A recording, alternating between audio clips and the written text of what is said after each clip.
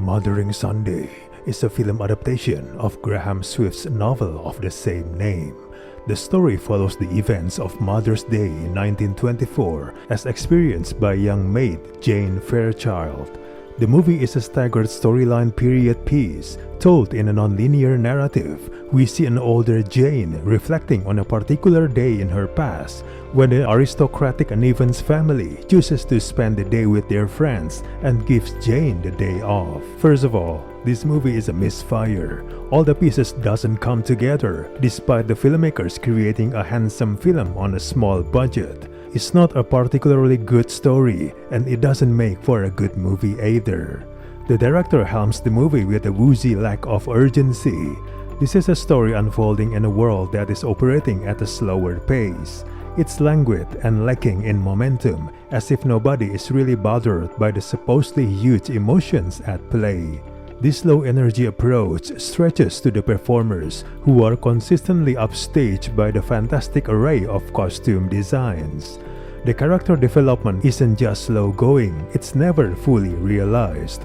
There's not enough effort to expand on the characters or the central story in a meaningful way. Both main characters are so bland and lifeless that they never stand a chance of injecting any passion into the story. They have no chemistry, so it just feels tedious. There's no reason to root for the romance as the movie is incapable of working up a plot worth caring about. There's so little potent emotion or personality in the film, as mournful stares and countless intimate scenes look the part but ring completely hollow. The movie only seems to be concerned with place and time rather than character exploration or giving the depth of the forbidden relationship between them. The narrative does a weak job at making any of these specific periods of Jane's life remotely engaging. Their forbidden relationship and its lingering emotional resonance dominate the film, so there's not much else to drive the story. As a result, other cast performances and additional plot elements, such as Jane's tender relationship with Donald, feel underexplored. Colin Firth and Olivia Colman seem to serve more as big-name finance anchors than any tangible value to the story. They probably only showing up for about 10 minutes of total screen time. The film relies heavily on editing to move back and forth between the decades, which undercuts the emotion.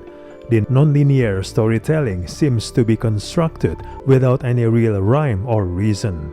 The movie bounces from various points of time in such an incoherent manner that it prevents audiences from feeling the extent of Jane's turmoil, which is exacerbated by the film's dissatisfying ending. Overall, this movie accomplishes very little. It's a shame to see performers of this caliber squandered on such a tedious viewing experience. We do not recommend this movie at all.